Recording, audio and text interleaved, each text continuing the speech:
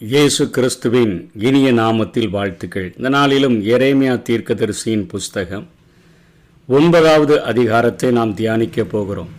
இந்த 9வது அதிகாரத்தில் பாவம் என்னென்ன பாவங்களெல்லாம் ஆலயத்திற்கு அவர்கள் சென்றாலும், தேவனுடைய நியாயப்பிரமாணத்தினுடைய தோல் சுருள் கிடைத்தாலும், பாரம்பரிய காரியங்களை ஆச்சாரங்களை செய்கிறவர்களாக இருந்தாலும், அவர்கள் மத்தியிலே காணப்படுகிற பாவங்களையும், ஆண்டவர் அந்த பாவங்களின் நிமித்தமாக அந்த தேசத்துக்கு கொடுக்க போகிற தண்டனையையும் அவர் கூறிவிட்டு, அதற்கு அடுத்தபடியாக தேவனை அறிந்த தன்னுடைய பிள்ளைகள் என்ன செய்ய வேண்டும் என்கிற காரியத்தை இங்கே எரேமியாவின் மூலமாக ஆண்டவர் கற்றுக் கொடுக்கிறதை நாம் பார்க்க முடியும். இந்த உலகத்தில் ஒரு தனி மனிதனுக்குரிய பிரச்சனை, ஒரு குடும்பத்திற்குரிய ஒரு பிரச்சனை, ஒரு பட்டணத்திற்குரிய ஒரு பிரச்சனை, ஒரு நாட்டிற்குரிய ஒரு பிரச்சனை, ஒரு தேசத்திற்கே பிரச்சனை, உலகத்தில் போராட்டங்கள், சமாதானமின்மை, இவைகள் எல்லாவற்றிற்கும் ஒரே ஒரு காரணம் மனிதர்களுடைய பாவமே என்பதை வேதம் அது விரல் நீட்டி காட்டக்கூடியதாக இருக்கிறது. இந்த பூமியில் முதல் மனிதனாகிய ஆதாமும் ஏவாளும் பாவம் செய்த போதுதான் அவர்களுடைய வாழ்க்கையில் அவர்கள் தங்களுடைய எல்லா காரியங்களுக்கும் தங்களுடைய வேர்வைகள் நிலத்தில் விழுந்து போராடி அவர்கள் வாழ்கிறதற்கான ஒரு சாபத்தை பெற்றார்கள். அவர்களின் நிமித்தமாக இந்த பூமியானது சபிக்கப்பட்டதை நாம் வேதத்தில் பார்க்கிறோம்.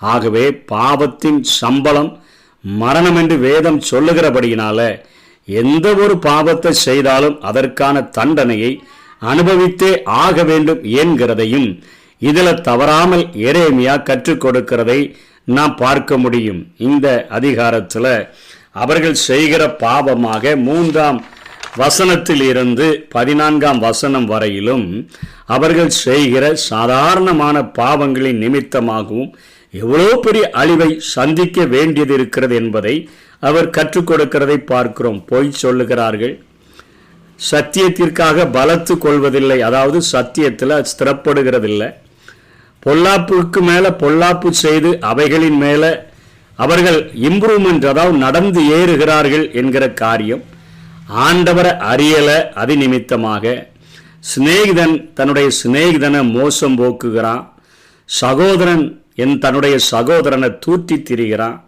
மெய் பேசாமல் ஏமாற்றுகிறவர்களாக காணப்படுகிறார்கள், அக்கிரமம் செய்கிறதற்கென்றே உழைக்கிறார்கள், தீவினை நடுவில் அவர்கள் குடியிருக்கிறார்கள், அவர்களுடைய நாவு கூர்மையாக்கப்பட்ட அன்பு, வாயில சமாதானமும் உள்ளத்தில் பரிவிடையும் வைக்கிறாங்க. வெளியே பார்க்கறதுக்கு நல்லா இருக்கீங்களா என்று சொல்லியெல்லாம் அன்பாக விசாரிக்கிறாங்க. ஆனால் உள்ளத்தில் எப்படி கால வாரலான்னு சொல்லி கண்ணி வைக்கிற பாவத்தை செய்கிறவர்களாக காணப்படுகிறார்கள் என்று சொல்லி ஏசாயா இங்கே எரேமியா இந்த காரியங்களை பட்டியலிடுகிறதை நாம் பார்க்கிறோம். 9ஆம் வசனத்திலிருந்து 20ஆம் வசனம் வரையிலும் இந்த பாவத்தின் நிமித்தமாக யூதா ஜனங்களுக்கு எருசலேம் பட்டணத்திற்கு வரக்கூடிய அந்த அழிவுகளை குறித்தும் அவர் இங்கே எழுதுகிறார். அதாவது மலைகள், வனாந்திர தாவரங்கள் எல்லாம் பாழாக்கப்பட்டு போயிடும், ஆடு மாடுகளின் சத்தங்கள் இல்லாமல் போயிடும், ஆகாயத்து பறவைகள் மிருக ஜீவன்கள் எல்லாம் இல்லாமல் அழிஞ்சு போயிடும். 11ஆம் வசனத்தில் எருசலேம் மண்மேடாக மாறிடும், வலு சர்ப்பத்தினுடைய தாபரமாக மாறிடும், குடியிருப்பாக மாறிடும், அவங்க மக்கள் குடியில்லாதபடி பாழாக்கி விடப்படும். 15ஆம் வசனத்தில் அவர்கள் புசிப்பதற்கு எட்டிக்காயை தான் ஆகாரமாக கொடுப்பேன், குடிப்பதற்கு பிச்சு கலந்த தண்ணீரை, அதாவது விஷம் கலந்த தண்ணீரை தான் நான் கொடுப்பேன், புறஜாதிகளுக்குள்ள இவங்களை சிதறை அடித்து பட்டயம் நிர்மூலமாக்கு மட்டும் பின்னாக அனுப்பிக்கிட்டே இருப்பேன் அப்படின்னு சொல்லி தண்டனையை ஆண்டவர் சொல்லுகிறதை பார்க்கிறோம். இது நிமித்தமாக ஒப்பாரி வைக்கிறவர்கள் அங்கே அநேகம் பேர் காணப்படுவாங்க. அவர்கள் அழுகிறவர்களாக, அவர்கள் அழுகிறது நிமித்தமாக அதை கேட்கிறவர்களுடைய உள்ளங்களிலே அதிகமான துக்கங்கள் உண்டாகக்கூடியதாக இருக்கும் என்று சொல்லிட்டு 22ஆம் வசனத்தில் மனுஷருடைய சவங்கள் பிரேதங்களானது வயல்வெளியில் எருவ போலவும், அறுக்கிறவனுக்கு பின்னாக ஒருவன் வாரி கொள்ள முடியாத அளவுக்கு அரிக்கட்டை போலவும் அது கிடக்கும். அவ்வளவு அழிவுகள் தேசத்தில் அத்தனை மரணங்கள் உண்டாகும் என்று சொல்லி பாவத்தின் நிமித்தமாக என்னென்ன பாவங்கள் என்று மேலே பட்டியலிடுகிறார். அது நிமித்தமாக மனு குலத்திற்கு வரக்கூடிய மிகப்பெரிய ஒரு அழிவை, இவ்வளவு பெரிய அழிவானது இந்த தேசத்தில் வரப்போகிறது என்கிற காரியத்தை எரேமியா எச்சரிக்கிறதை பார்க்கிறோம். இதற்கு ஆண்டவரை அறிந்த எரேமியா என்ன காரியத்தை செய்ய வேண்டும், இந்த உலகத்தில் வாழ்கிற மனுக்குலம் என்ன செய்யணும்னு சொல்லி 2 கருத்துக்களை மாத்திரம் ஆழமாக இங்கே எரேமியா பதித்திருக்கிறதை நாம் பார்க்க முடியும். என் தலை தண்ணீரும் என் கண்கள் கண்ணீரூற்றுமானால் நலமாயிருக்கும். அப்பொழுது என் ஜனமாகிய குமாரத்தி கொலையுண்ண கொடுத்தவர்கள் நிமித்தம் நான் இரவும் பகலும் அழுவேன். வனாந்திரத்தில் வழிபோக்கரின் தாபரம் எனக்கு இருந்தால் நலமாயிருக்கும். அப்பொழுது நான் என் ஜனத்தை விட்டு அவர்களிடத்தில் இராதபடிக்கு போய்விடுவேன். அவர்கள் எல்லாரும் விபச்சாரரும் துரோகிகளின் கூட்டமுமாய் இருக்கிறார்கள் என்று சொல்லி இங்கே எரேமியா தேவனை அறிந்த ஒவ்வொரு பிள்ளைகளும் செய்ய வேண்டிய ஒரு கட்டாய கடமையை குறித்து பேசுகிறதை பார்க்கிறோம். என் தலை தண்ணீராக இருக்கணும், என் கண்கள் கண்ணீர் ஊற்றுமானால் நலமாயிருக்கும். ஏன்னா அநேக ஜனங்களினுடைய அழிவை நான் பார்க்க போகிறேனே. ஆகவே என் தேசத்தில் அநேக ஜனங்களுடைய அந்த வேதனையின் நிமித்தமாக நான் கண்ணீர் வடிக்கிறவனாக காணப்பட வேண்டும் என்று சொல்லி இங்கே எரேமியா சொல்லுகிறதை பார்க்கிறோம். அவருடைய வேதனையை எரேமியா 4ஆம் அதிகாரம் 19ஆம் வசனத்திலையும் அவர் குறிப்பிடுகிறார். என் குடல்களே நோகிறது, என் உள்ளம் வேதனைப்படுகிறது, என் இருதயம் என்னில் கதறுகிறது. நான் பேசாமல் அமர்ந்திருக்க கூடாது. என் ஆத்துமாவே எக்காலத்தின் சத்தத்தையும் யுத்தத்தின் ஆர்ப்பரிப்பையும் கேட்டாயே என்று சொல்லி அவர் கண்ணீர் வடிக்கக்கூடியவராக, இத்தனை வேதனைகளாக நான் நிறைந்திருக்கிறேன் என்கிற காரியத்தை அவர் சொல்லுகிறவராக அவர் காணப்படுகிறதை பார்க்கிறோம். இத்தனையான வேதனையை பெற்றுக்கொண்ட மனிதன் தன்னுடைய கண்களினால கண்ணீர் வடிக்கக்கூடியவனாக வாழ்வான் என்கிற காரியத்தை இங்கே எரேமியா கற்றுக் கொடுக்கிறார். ஒரு காரியத்தை நாம் தெளிவாக அறிந்து கொள்ள வேண்டும். தேவன் தனது வேலைக்காக அல்லது தன்னுடைய ஊழியத்திற்காக, தன்னுடைய திருப்பணிக்காக ஒரு மிஷின எந்திரத்தையோ அல்லது தேவதூதர்களையோ அவர் பயன்படுத்துகிறதில்லை, மனிதர்களைத்தான் ஆண்டவர் பயன்படுத்துகிறார். தங்களை போன்ற இரத்தத்தையும் சதையும் உடைய மனிதனுக்காக அளவும் ஊறுகவும் ஆற்றலுடையவர்களை ஆண்டவர் தன்னை அறிந்த பிள்ளைகளை அவர் தெரிந்தெடுக்கக்கூடியவராக இருக்கிறார். தேவனுடைய நியாய தீர்ப்பை கேட்டவுடனே எரேமியா நொந்து அலறுகிறதை நாம் பார்க்கிறோம். என் ஜனமாகிய குமாரத்தின் காயங்களினால நானும் காயப்பட்டேன். எரேமியா 8:21 சொல்றாரு. கரிகரித்து இருக்கிறேன், அதாவது துக்கத்தினால நிறைந்திருக்கிறேன், திகைப்பு என்னை பிடித்தது என்று சொல்லி எல்லாம் அவர் கதறுகிறதை நாம் பார்க்கிறோம். அத்தனையாக அவர் வேதனைப்பட்டு கண்ணீர் வடிக்கிறவராக காணப்படுகிறார். இந்த கண்ணீர் வடிக்கிற காரியம் ஒரு அருவருப்பான காரியமோ அல்லது ஒரு அசிங்கமான காரியமோ அல்ல. துயரங்கள் தேவைதான் என்றாலும் அவைகளை நம்ம நன்மைக்கு ஏதுவாக பயன்படுத்தி நம்ம கண்ணீரை நாம் மற்றவர்களுக்காக சிந்தினோன்னு சொன்னால் அந்த கண்ணீரின் நிமித்தமாக பரலோகத்தினுடைய கரங்கள் நம்முடைய கண்ணீரை அது துடைப்பதற்கு ஏதுவாக காணப்படும்.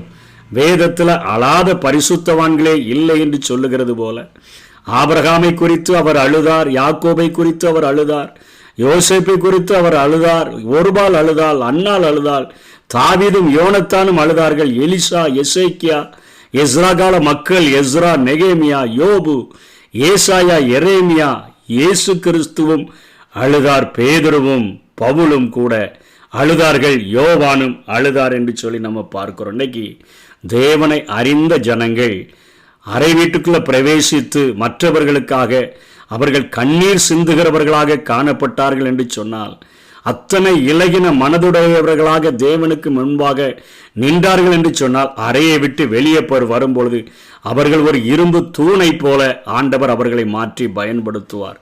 எப்படி எலியா தேவனுக்கு முன்பாக நிற்கிற நான் என்று சொல்லி தேவனுக்கு முன்பாக நிற்க பழகி கொண்டானோ, ஐயோ இந்த ஜனங்கள் 2 நினைவுகளினால குந்தி குந்தி நடக்கிறார்களே, கர்த்தர் தெய்வமானால் கர்த்தரை பின்பற்றுங்கள், பாகால் தெய்வமானால் பாகாலை பின்பற்றுங்கள் என்று அத்தனை கதறினாரே, அவர் தேவ சன்னிதானத்தில் நிற்கும் பொழுது 880 தீர்க்கதரிசிகளையும் தனி ஒருவனாக அழித்ததை வேதத்தில் பார்க்கிறோம். அத்தனையாக ஆகாப்புக்கும் யோசேவேலுக்கும் சவால் விட்டதை பார்க்கிறோம். நம்மை போல பாடுள்ள மனுஷனாய் இருந்தும் தேவ சமூகத்தில் நிற்க பழகி கொண்டதினால வானத்தை அடைக்கவும் வானத்தை திறக்கவும் அத்தனை ஆற்றல் உடையவராக திகழ்ந்ததை பார்க்கிறோம். ஆனால் தேவ சமூகத்தில் கதறுகிறத விடும் பொழுது, கண்ணீர் வடிக்கிறத விடும் பொழுது அவர் அங்கே குகைகளுக்குள்ளாக ஒளிந்து கொண்டு ஆண்டவரிடத்தில் சாக்கு போக்கு சொல்லுகிறதை பார்க்கிறோம். நான் வைராக்கியமாக இருந்தேன், அந்த ஸ்திரீ இயேசபேல் என்னை அழிக்க தேடுகிறார் என்று சொல்லி புலம்புகிறதை பார்க்கிறோம்.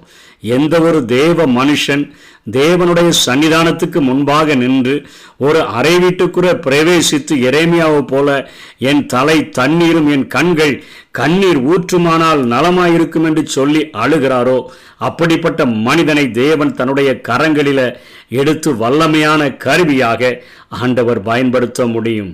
11ஆம் வசனத்தில் புலம்பல் 2:11 என் ஜனமாகிய குமாரத்தியின் நொறுக்குதலின் நிமித்தம் கண்ணீர் சொருகிறதுனால என் கண்கள் பூத்து போகிறது, என் குடல்கள் கொதிக்கிறது, என் ஈரல் இலகி தரையிலே வடிகிறது, குழந்தைகளும் பாலகரும் நகரத்தினுடைய வீதிகளிலே மூர்ச்சித்து கிடக்கிறார்கள் என்று சொல்லி இங்கே எரேமியா தன்னுடைய ஜனங்களினுடைய அந்த நொறுக்குதல்களுக்காக அந்த பாடுகளுக்காக கண்ணீர் வடிக்கிறத அவர் சொல்லுகிறார். இன்றைக்கு நம்ம சொல்கிறோமே, நான் செத்து சுண்ணாம்பாயிட்டேன்னு சொல்கிறோமே, அதாவது நம்முடைய துக்கங்களை சொல்லுகிறதற்கு வார்த்தைகள் இல்லைன்னா இப்படிப்பட்ட வார்த்தைகளை பயன்படுத்துகிறது போலத்தான் எரேமியாவும் துக்கத்தை அவர் சொல்லுகிறதற்கு வார்த்தைகள் இல்லாததுனால கண்கள் பூத்து போகிறதுன்னு சொல்றாரு, குடல்கள் கொதிக்கிறதுன்னு சொல்றாரு, ஈரல் இலகி தரையில வடிதுன்னு சொல்றாரு, குழந்தைகளும் பாலகரும் நகரத்தின் வீதிகளில மூர்ச்சித்து மயக்கமாகி கிடக்கிறார்கள் என்கிற வார்த்தைகளை சொல்லி என்னுடைய கண்ணீர் இத்தனை வேதனையாய் இருக்கிறது. என் ஜனங்களோடு கூட நான் வாழ்ந்தேன் என்று சொன்னால் அவர்கள் துரோகிகளாக விபச்சாரர்களாக வாழுகிறதுனால எவ்வளோ பெரிய அழிவு வரப்போகுது, அவர்களுக்காக நான் கண்ணீர் வடிக்கணும், இல்லைன்னா நான் வனாந்திர தாவரங்களில் போய் தனியாய் தங்கிக் கொள்ளுகிறவனாய் இருக்க வேண்டும். ஆண்டவரை உண்மையாய் அறிந்திருக்கிறேன் என்று சொன்னால் என் கண்களில் கண்ணீர் வடியக்கூடியதாக அவர் இருக்க வேண்டும் என்று சொல்லி புலம்பல் 2:18 அதை தொடர்ந்து சொல்லுகிறார். அவர்கள் இருதயம் ஆண்டவரை நோக்கி கூப்பிடுகிறது, சீயோன் குமாரத்தியின் மதிலே இரவும் பகலும் நதி எவ்வளவு கண்ணீர் விடு, ஓய்ந்திராதே, உன் கண்ணின் கருப்பு விழி சும்மா இருக்க ஒட்டாத. நதி எவ்வளவு கண்ணீர் விடு, ஓய்ந்திராத, உன் கண்களின் கருவிழி சும்மா இருக்க ஒட்டாதே என்று சொல்லி அவர் பேசுகிறதை நாம் பார்க்கிறோம். பவுல் அப்போஸ்தலனை பார்க்கிறோம். ரோமர் 10:1 சகோதரரே, இஸ்ரவேலர் ரட்சிக்கப்பட வேண்டும் என்பதை இருதயத்தின் விருப்பமும் நான் தேவனை நோக்கி செய்கிற விண்ணப்பமுமாய் இருக்கிறது என்று சொல்கிறார். அப்போஸ்தலர் 20:19 சொல்றாரு, வெகு மனத்தாழ்மையோடும் மிகுந்த கண்ணீரோடும் யூதர்களுடைய தீமையான யோசனைகளால் எனக்கு நேரிட்ட சோதனைகளோடும் நான் கர்த்தரை சேவித்தேன் என்று சொல்லுகிறார். யோவான் அழுகிறார். வெளிப்படுத்தல் 5:4 என்னன்னா, ஒருவனும் அந்த புஸ்தகத்தை திறந்து வாசிக்கவும் அதை பார்க்கவும் காணப்படலையேன்னு சொல்லி நான் மிகவும் அழுதேன் என்று சொல்லுகிறார். அழுகையும் கண்ணீரும் மனிதனுடைய வாழ்க்கையில இயல்பானவைத்தான். அவை அசிங்கமானவைகளோ அருவருப்பானவைகளோ அல்ல. அன்று நம்ம ஆண்டவருடைய சன்னிதானத்தில் மற்றவர்களுக்காக கண்ணீர் சிந்துகிறவர்களாக நாம் காணப்பட்டோம் என்று சொன்னால் பரலோகத்தினுடைய மார்பில சாய்ந்து இளைப்பாறுகிறவர்களாக நாம் காணப்படுவோம். பிரசங்கி 3:1 சொல்லப்பட்டது போல நாம் அழுகையினுடைய காரியங்களை அழுகிற காலத்தில் அழுதோம் என்று சொன்னால் நாம் விதைக்கிற நாட்களில் நாம் அழுது கொண்டே விதைத்தாலும் கம்பீரத்தோட அறுத்து கொண்டு செல்லுகிற ஆசீர்வாதங்களை ஆண்டவர் கட்டளையிடக்கூடியவராக இருக்கிறார். இன்னொரு காரியத்தையும் இந்த அதிகாரத்தில் எரேமியா சொல்லி முடிக்கிறதை பார்க்கிறோம். மனுஷங்க எதுல மேன்மை பாராட்டணும்னு சொல்லி 23ஆம் வசனத்தில் சொல்லுகிறார், ஞானி தன் ஞானத்தை குறித்து மேன்மை பாராட்ட வேண்டாம், பராக்கிரமன் தன் பராக்கிரமத்தை குறித்து மேன்மை பாராட்ட வேண்டாம், ஐசுவரியவன் தன் ஐசுவரியத்தை குறித்து மேன்மை பாராட்ட வேண்டாம். மேன்மை பாராட்டுகிறவன் பூமியில கிருபையையும் நியாயத்தையும் நீதியையும் செய்கிற கர்த்தர் நான் என்று என்னை அறிந்து உணர்ந்து இருக்கிறதை குறித்தே மேன்மை பாராட்ட கடவன் என்று கர்த்தர் சொல்லுகிறார். இவைகளின் மேல் பிரியமாயிருக்கிறேன் என்று கர்த்தர் சொல்லுகிறார். 2 ஆலோசனை. 1, தேவனை அறிஞ்சிருந்தா நம்முடைய தலை தண்ணீரும் நம்முடைய கண்கள் கண்ணீர் ஊற்றுமா இருக்கணும். 2வது அப்போஸ்தலர் 20:19 சொல்ற வெகு மனத்தாழ்மையோடும் மிகுந்த கண்ணீரோடும் அந்த ஆலோசனை தான் இங்கே எரேமியா சொல்றாரு. இன்னைக்கு நம்ம நிறைய நேரங்களில் மேன்மை பாராட்ட வேண்டான்னு ஆண்டவர் சொல்றதுல தான் மேன்மை பாராட்டுறோம். நம்முடைய பெயருக்கு முன்னாடியும் பின்னாடியும் அநேக பட்டங்களை போட்டுக்கொண்டு ஞானத்தில் சிறந்தவர்கள், மற்றவர்களை விட சிறந்தவர்கள் என்பதை காட்ட நம்ம முயற்சிக்கிறோம். பராக்கிரமன் தன் பராக்கிரமத்தை குறித்து மேன்மை பாராட்ட வேண்டாம்.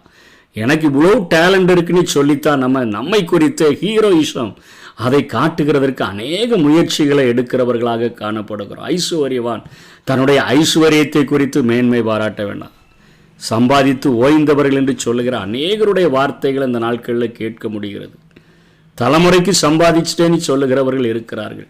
ஐஸ்வர்யவான் தன்னுடைய ஐஸ்வர்யத்தை குறித்து மேன்மை பாராட்ட வேண்டாம். மேன்மை பாராட்டுகிறவன் பூமியில கிருபைய, நியாயத்தை, நீதியை செய்கிற கர்த்தரை நான் அறிஞ்சிருக்கிறேன் என்று அறிந்து உணர்ந்து இருக்கிறதையே குறித்து அவன் மேன்மை பாராட்ட கடவன். பவுல் அதை தான் சொல்றாரு, நான் கர்த்தராகிய இயேசு கிறிஸ்துவனுடைய சிலுவையை குறித்து அல்லாமல் வேறு ஒன்றையும் குறித்து மேன்மை பாராட்ட மாட்டேன். அதனால தான் அப்போஸ்தலர் 20:19 சொல்றார்.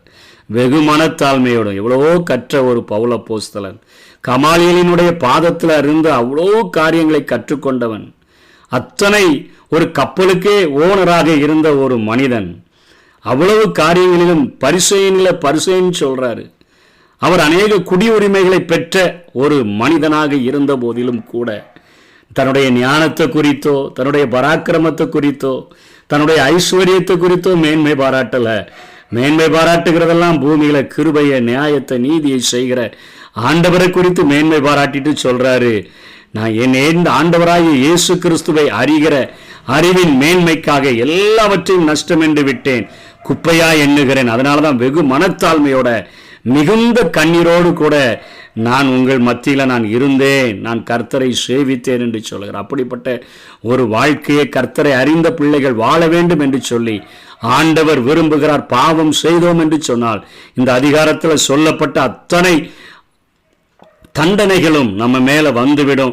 ஆண்டவரை அறிந்திருக்கிறவர்கள், கண்ணீர் சிந்துகிறவர்களாக, தாழ்மையோடு கூட வாழ்கிறவர்களாக வாழ்ந்தோம் என்று சொன்னால் ஆண்டவர் மிகப்பெரிய எந்திரங்களை அல்ல, மிகப்பெரிய ஒரு காரியங்களே அல்ல, நம்மையே ஆண்டவர் எடுத்து மனிதர்களுடைய ரட்சிப்புக்காக பயன்படுத்த அவர் விரும்புகிறார். தேவதூதர்களை நம்பி அல்ல, மாம்சத்தையும் இரத்தத்தையும் உடைய நம்மையே நம்பி ஆண்டவர் இருக்கிறபடினால அவருடைய சித்தம் செய்வதற்கு நம்மை தத்தம் செய்வோம். கர்த்தர் தாமே நம்மை ஆசீர்வதிப்பாராக. ஆமென்.